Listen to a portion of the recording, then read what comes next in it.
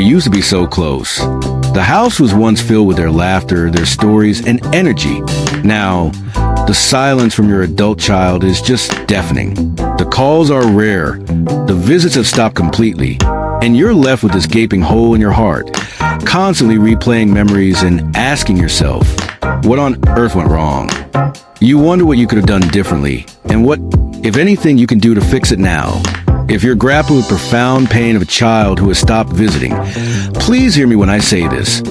You are not alone. This isn't just a feeling. It's a widespread reality that many families are quietly facing. Some studies show that about 6% of adult children report being estranged from their mothers, and a staggering 26% report estrangement from their fathers. Experts have started calling it a silent epidemic of grief, and it's something countless parents are trying to navigate. So, let's pull back the curtain on this deeply painful experience. We'll explore the hidden and often complicated reasons why your adult child might be keeping their distance. And more importantly, we'll talk about what you can do, not to guarantee a storybook reunion overnight, but to start rebuilding that bridge, to open a door for healing, and to find your own peace in the process. This journey starts with understanding, so let's begin there. Before we get into the why, we have to sit with the pain you're feeling. This isn't just a simple case of empty nest syndrome. This is a living grief. It's a special kind of loss where the person you love is alive and, well, maybe even thriving, but they are gone from your life. Society doesn't really have a script for this. There are no sympathy cards for a child who has chosen to be distant.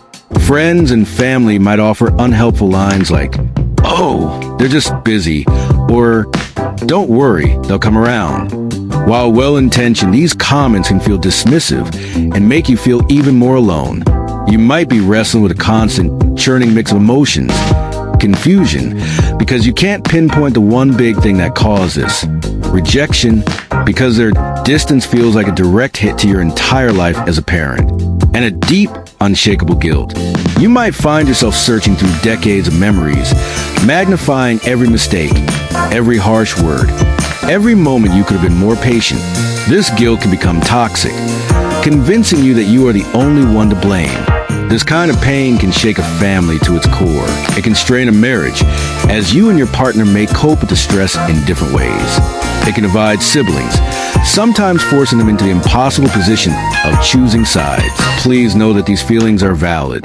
This grief is real, it is heavy, and simply acknowledging its weight is the first real step. You are mourning the loss of a relationship you treasured and the future you imagined with your child. It's a profound loss, and you have every right to feel it deeply. Understanding is the first step toward healing. And while every family story is different, there are common themes that pop up when adult children create distance. It's rarely one single event, but often a complex web of issues that have built up over years. As we go through these, I encourage you to listen with an open heart. Not to find reasons to blame yourself, but to find opportunities for understanding. One of the most common reasons for distance is a parental pattern of being overly critical or controlling. Now, this almost never comes from a place of malice. It comes from a place of love and anxiety. You just want your child to be okay, but to your adult child, it can feel like a constant storm of judgment. It's the unsolicited advice about their career, their parenting, or their finances. It's that subtle but sharp comment about their weight, their partner, or their home. These interactions, which might seem small to you, can make your adult child feel like they can never measure up. Visits home start to feel less like a warm, welcoming hug and more like a stressful performance they are destined to fail. Eventually, they just stop trying out for part. The past is never really gone until it's been acknowledged. Many estrangements are rooted in unresolved issues from childhood. This could be anything from overt abuse or neglect to more subtle emotional pain, like feeling consistently dismissed, unheard, or being made the family scapegoat. Parents and children often have very different memories of the same childhood. A parent might remember providing a loving home, while the child remembers feeling emotionally lonely or constantly on edge. If a parent refuses to even talk about the child's painful memories, even if they disagree with how the child sees it, it sends a powerful message. Your feelings don't matter. For an adult child, Creating distance can be an act of self-preservation, a way to protect their mental health from what feels like ongoing harm. Sometimes, the gap forms around deep-seated differences in core values, things like religion, politics, sexual orientation, or major life choices. While past generations often maintain family ties out of sense of duty, younger generations tend to place a higher value on emotional well-being and authentic connection. They often see relationships, even with family, as choices, not obligations. If an adult child feels their core identity or lifestyle isn't respected or accepted, they may pull away. This is especially true if a parent disapproves of their spouse. The adult child is building their own primary family. And if they feel a parent is creating conflict or disrespecting their partner, they will almost always choose to protect that new family unit. As children become adults, a natural and healthy separation has to happen. They need to form their own identities, make their own mistakes, and run their own lives. Some parents have a hard time with this shift and continue to treat their adult children like they're still young, with demands on their time or a failure to respect their autonomy. An adult child might stop visiting because it's the only way they know how to enforce a boundary. They may have tried to ask for space, but if those requests were met with guilt or simply ignored, cutting off contact can feel like a last resort, not to reject you, but to finally claim themselves as an adult. Mental health struggles, whether in the parent or the adult child, can put a huge strain on a relationship. If an adult child is dealing with depression, anxiety, or another condition, they may simply not have the emotional energy for visits, especially if they find those visits stressful. On the other hand, if a parent has unaddressed mental health issues, it can make the family dynamic feel chaotic or unsafe for the child. If a child's own mental health struggles have been dismissed or misunderstood by a parent, it can create a deep wound and a feeling that home is not a safe place to be vulnerable. There's been a massive cultural shift in how we talk about mental health, trauma, and toxic behavior. What one generation saw as normal parenting, another might see as emotional neglect or harm. This isn't about being overly sensitive. It's about a greater awareness of psychological well-being. Younger generations are more likely to put their mental health first, even if it means disrupting family harmony. They have access to information and online communities that validate their feelings and give them the words to describe their pain. This empowers them to set firm boundaries, including no contact with family members whose behavior they see as damaging. Hearing these reasons can be tough.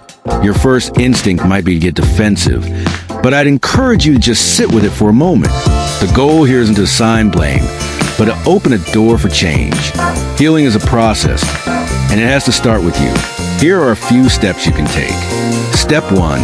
Engage in honest self-reflection. Before you even think about reaching out, you have to look inward with real courage. Take an inventory of your own behavior. Ask yourself the hard questions. Do I tend to give advice when it hasn't been asked for? Am I often critical, even when I frame it as just trying to help? In conversations with my child, do I listen more than I talk? Have I truly accepted their partner and their life choices? This isn't about beating yourself up. It's about spotting patterns that may have helped create this distance. Doing this with a neutral third party, like a therapist, can be incredibly helpful. And if you have not yet subscribed to the channel, please hit the subscribe button and bell icon so you don't miss out. We share videos just like this every week. Step 2. Master the sincere apology. If your self-reflection shows that you cause hurt, a real apology is one of the most powerful tools you have. But it has to be the right kind of apology. A non-apology sounds like, "I'm sorry you feel that way," or "I'm sorry if I hurt you, but I was only trying to do my best." Those phrases are defensive and shift the blame back to your child. A true, healing apology takes full ownership. It sounds like this: "I am so sorry that my criticism made you feel like you weren't good enough. That was my issue, not yours, and it must have been incredibly painful. I was wrong." A real apology doesn't have a "but." It doesn't make excuses. It simply validates their pain and acknowledges your role in it. Step 3. Let go of the need to be right. Family conflicts often get stuck because everyone is trying to prove that their version of the past is the right one. For there to be any hope of reconciliation, you have to be willing to let that go. Your child's feelings are their reality. Validating their feelings doesn't mean you have to agree with every detail of their story. It just means you're acknowledging that their emotional experience is valid. You can say something like, "I understand now why you felt so hurt and angry in that moment. It makes sense that you would feel that way." That kind of empathy creates the emotional safety needed for real communication to even begin. Step 4, change how you communicate and respect boundaries. If and when communication starts again, it can't be business as usual. You have to adopt a new way of interacting. This means practicing active listening. Listening to understand, not just to plan your reply. Ask open-ended questions. Show genuine curiosity about their life. Fight the urge to interrupt, solve their problems, or give advice unless they ask for it. Most importantly, you have to respect the boundaries they set, even if they feel painful to you. If they can only talk for 15 minutes, thank them for the 15 minutes and end the call on time. If they ask you not to talk about a certain topic, don't. Respecting their boundaries is the clearest way to show them you've changed and that you see them as a capable adult. It rebuilds trust one conversation at a time. Step 5, focus on your own life and happiness. This might sound strange, but one of the best things you can do for a relationship is to build a full, happy life for yourself that doesn't revolve around your child.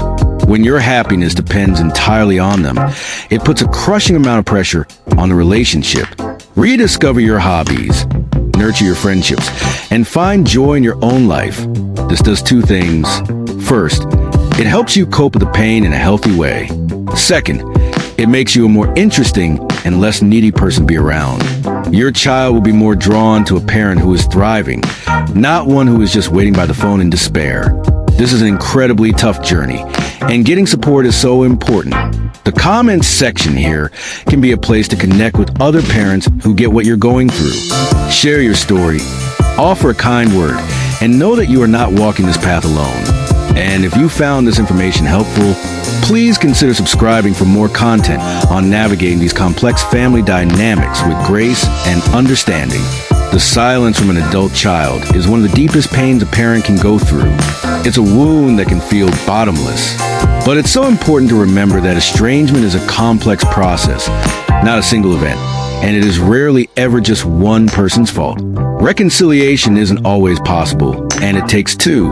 But the only part of this you can control is you. By choosing to look at yourself with honesty, learning to communicate with empathy, and respecting your child's independence, you create the best possible environment for healing to begin. But even if the relationship never goes back to what it was, this work is never wasted. This work will heal you. It will free you from the toxic cycle of guilt and resentment. It will empower you to live a full and meaningful life, whether your child is in it or not. You deserve peace. You deserve to heal. And your life holds immense value and purpose. Hold on to that hope. Be gentle with yourself. And just take it one day at a time. Thank you for watching, and don't forget to hit the subscribe button and share your thoughts in the comment section.